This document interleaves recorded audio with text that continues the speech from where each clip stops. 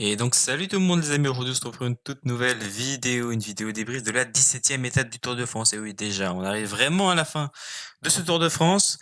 N'hésitez pas d'ailleurs à vous abonner, à liker, à mettre quelque chose en commentaire. Ça m'aide énormément pour les faire référencement. On se dirige tout de suite vers le débrief de cette 17e étape. Et on commence bien avec les chutes, beaucoup de chutes aujourd'hui. Alors oui, il y a eu une échappée qui est partie, oui, Wout van Aert a essayé de partir. Ça a été un coup de pétard mouillé. Mais malheureusement, le Français Julien Lafilippe est encore tombé, hein. Vraiment pas chanceux depuis le début de ce Tour, Julien, qui est encore tombé. Bon, plus de peur que de mal, il a pu repartir et finir l'étape sans aucun problème. Il y avait aussi avec lui Carlos Rodriguez, hein, un membre du top 10 du classement général quand même, il faut le préciser. Mais voilà, un petit peu déçu pour Julien forcément parce que bon, on espérait que ça aille bien jusqu'à la fin. Bon, bah, encore une chute, écoutez, pas chanceux Julien. Le plus important, c'est qu'il ait pu repartir, qu'il n'y a rien de cassé, que ce soit juste une petite chute sans dramatique, pas dramatique quoi, par rapport à des chutes comme celle de Jasper Philipsen. Voilà, on peut être content quand même par rapport à ça, même si bon, on préfère le voir un Julien sur le vélo qui est en plus en plutôt bonne forme, je trouve, hein, depuis le début du Tour de France, qui montre de bonnes choses, qui malheureusement n'a pas un Tour de France qui lui correspond parfaitement, on va pas se le cacher, hein, avec un Pogacar qui cherche à tout gagner et qui cherche surtout à conserver son maillot jaune. Et puis dès la première semaine, Pogacar a voulu mettre tout le monde dans le dur. Évidemment, c'était dur d'aller le chercher, hein. Bon, Julien fait quand même un très beau tour, mais voilà, pas de victoire pour l'instant. J'espère qu'il aura cherché une d'ici la fin de ce Tour de France. Je le vois bien gagner aux Champs-Élysées, hein, franchement, Julien. Après, ça dépendra aussi si Pogacar la veut, hein, cette victoire aux Champs. Mais ouais, je verrais bien Julien aller gagner aux Champs, ça me paraît pas débile. Et comme je le disais, beaucoup de chutes, et notamment une chute dans le final, alors qui permet quand même à Jonathan Milan de passer, de s'imposer. Voilà, Jonathan Milan qui s'impose au sprint devant Arnaud Delis. Arnaud Delis, d'ailleurs, j'ai cru qu'il allait tomber, hein, franchement, qui vient frotter sa roue avant contre la roue arrière de Jonathan Milan. Heureusement, plus de peur que de mal. Par contre, derrière, c'est tombé. Tim Merlier n'a pas été réellement pris dans la chute, hein. Il a été gêné par la chute, mais il n'est pas tombé.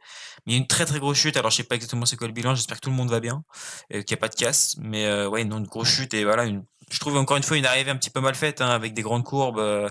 C'était pas fait pour une arrivée au sprint. C'était encore une arrivée beaucoup trop dangereuse où les sprinteurs risquaient bah, clairement leur peau, hein, pour aller gagner. Mais bon, voilà, une petite chute qui, j'espère, n'aura pas eu d'importance physique. Voilà, n'aura pas eu de dégâts physiques. Mais c'est sûr que bon, on préfère avoir une course sans casse qu'une d'avoir une course avec des chutes de tous les sens parce que bon, voilà, la sécurité des coureurs reste la priorité. On en arrive donc à un autre point. Voilà, alors c'est pas du tout en rapport avec cette 17e étape, mais j'ai vu que ça avait pas mal polémiqué, etc. Il y a deux polémiques en ce moment autour de deux coureurs, Julien Lafilippe et Tadej Pogacar. On va commencer avec Julien. Alors, rappelez-vous, sur la 15e étape, je crois, ou 16e étape, je sais plus, 16e étape, je crois, Julien lève les bras. Bon, parce qu'il finit troisième. Ok. Et là, tout le monde fait polémique. Oui, c'est pas normal qu'il soit pas au courant. Il a juste levé la tête, il y avait Campenars devant.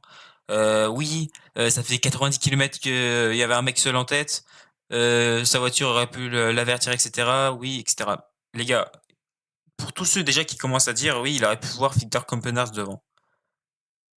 Je vais être honnête avec vous, quand tu fais du vélo et que tu fais un sprint, tu regardes pas devant toi. Tu regardes la roue du mec devant toi, pas autre chose. Tu es concentré sur la roue du mec devant toi et tu déclenches ensuite ton sprint. Tu regardes pas au loin quand c'est comme ça. Juste, t'es ultra focus sur ce que tu fais. Surtout que Julien, à ce moment-là, croit jouer la victoire. Donc, il est encore plus focus que d'habitude. C'est vous dire à quel point, voilà. Donc, déjà, par rapport à ça, il n'y a même pas besoin d'en parler, hein, pour moi. Et après, est-ce que sa voiture a pu l'avertir? Peut-être que oui. Mais est-ce que c'est si facile que ça d'aller chercher Julien? Bah non. Julien, il est dans le groupe d'échappée. Ça voudrait dire qu'il vienne décrocher pour aller à sa voiture. Sauf qu'il faut qu'il ait l'information pour pouvoir décrocher pour aller à sa voiture. Sauf qu'il ne l'a pas, l'information. Donc évidemment, Julien ne pouvait pas aller voir sa voiture. Et sa voiture ne peut pas aller le voir puisqu'il y a des coureurs dans cette échappée et il ne peut pas prendre le risque de renverser ces coureurs-là. Ils n'en ont pas fait la priorité. Donc bon, surtout que Julien ne pouvait pas communiquer avec son équipe. Voilà.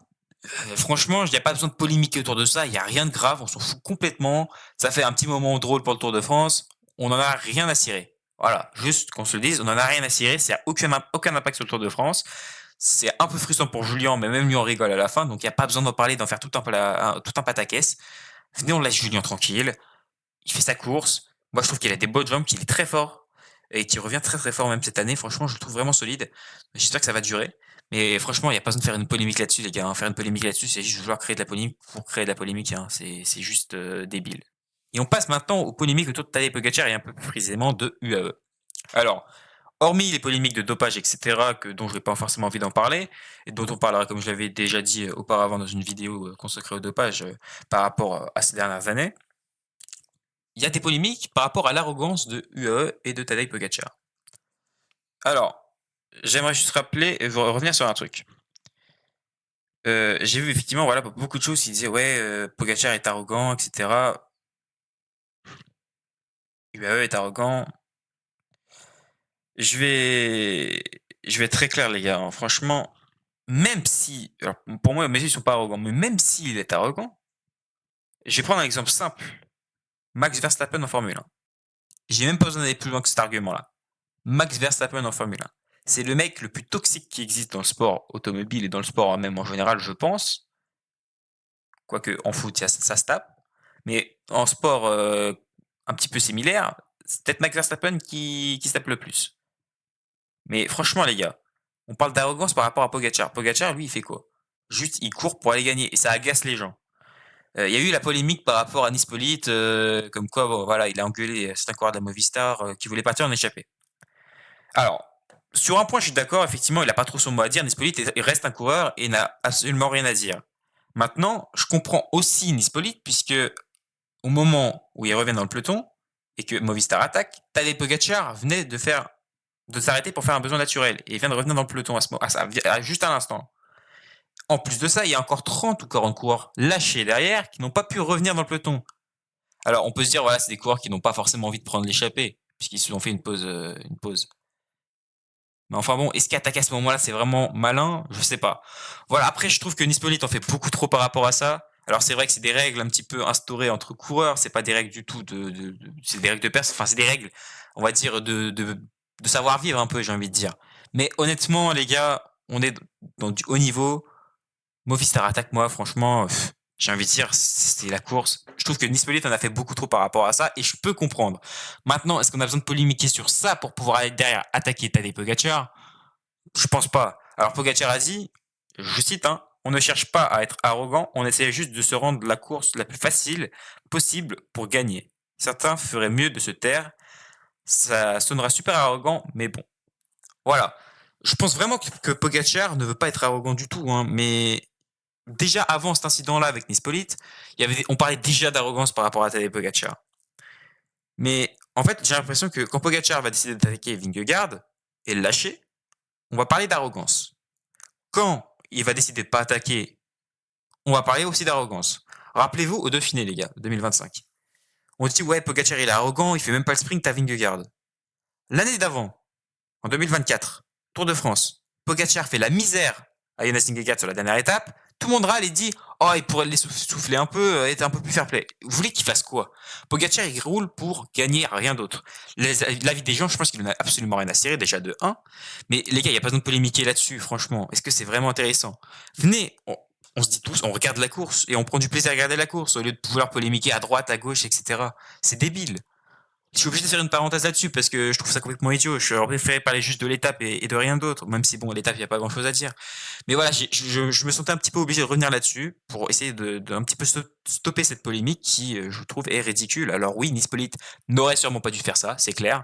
Je trouve que c'est pas très malin de sa part. Maintenant, il n'y a pas besoin d'aller plus loin que ça. Pogacar apporte forcément son soutien, il est obligé d'apporter son soutien, c'est son coéquipier, il peut pas dire l'inverse. Maintenant, il n'y a pas besoin de polémiquer là-dessus. C'est ce qui s'est passé. Oui, c'est vrai que Nispolite n'aurait pas dû faire ça. Maintenant, voilà, il a donné son avis aussi.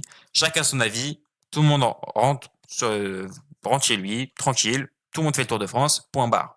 Nous, on est spectateurs. On n'a pas notre mot à dire là-dessus. On ne sait pas ce qui se passe au sein du peloton. Donc, on se la ferme. Juste, on analyse la course et on observe ce qui se passe. Et on émet nos opinions. Mais quand il y a un incident entre un ou deux coureurs, bon, bah écoutez les gars, c'est la vie aussi. Et j'ai envie de dire, ce qui se passe dans le peloton professionnel, ça n'a rien à voir avec des courses cadets, je peux vous le garantir, ou même avec des courses amateurs. Voilà, la parenthèse est fermée. On se redirige donc vers les maillots distinctifs et le maillot jaune. Le maillot jaune, il n'y a donc aucun changement, Pogacar reste en jaune. Au maillot vert, Jonathan Milan, qui est bien évidemment a remporté cette étape et donc prend 50 points et creuse l'écart sur Tadej Pogacar. Hein. Je crois qu'il doit avoir une 70-80 points d'avance. Donc je pense que maillot vert est plus que jouable maintenant pour Jonathan Milan. Je pense qu'il peut le ramener à Paris. Mais attention, il faut rester prudent parce que Pogacar reste quand même pas très très loin. Maillot vert grimpeur, Là aussi, pas de changement, hein. Lenny Martinez toujours à poids. Ça va être dur de le conserver jusqu'à la fin du tour, mais il faudra tout donner. Prendre les échappées, aller marquer des points, c'est le plus important pour Lenny Martinez à l'heure actuelle. Au maillot blanc, là aussi, hein, pas de changement. Lipovic reste en blanc. Ça bouge pas à ce niveau-là. Au classement général, pas de changement non plus, hein, évidemment. Les écarts restent les mêmes. Aujourd'hui, c'était une étape de plat, donc on savait que ce serait comme ça. Bon, écoutez, tant mieux. Petite étape de transition. Il y a eu quelques chutes, mais pas de favoris pris dedans, c'est l'essentiel. Ça nous préserve du spectacle pour la suite. Demain, je le rappelle, on arrive à Courchevel. Et Courchevel, les gars, c'est col de la Lose. Donc, ça va pas être une montée facile. On va pas se mentir. Alors, c'est pas la montée par Méribel, hein. Méribel, c'est beaucoup plus dur que par Courchevel, mais ça reste le col de la Lose. Et c'est peut-être l'endroit où Jonas Vingegaard peut essayer de distancer Tadej Pogacar, même si, bon, voilà, on n'y croit pas beaucoup. On va pas se le cacher.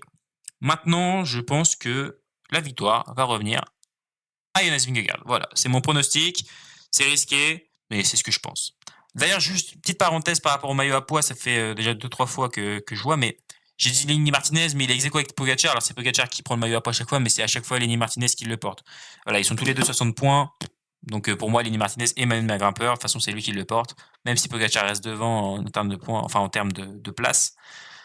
Lenny Martinez, pour moi, est même un grimpeur du Tour de France. Je pense que de toute manière, ils finiront pas ex aequo, donc pas vraiment important. Mais du coup, quand même, pour le prono de demain, je dis Jonas Vingegaard. N'hésitez pas à dire en commentaire votre prono pour demain. Voilà, c'est tout pour cette vidéo, j'espère qu'elle vous a plu. N'hésitez pas donc à liker, à vous abonner. Ça m'aide énormément pour le référencement. On se retrouve très vite pour une toute nouvelle vidéo. Allez, bye bye la team. C'était Cycling Dream.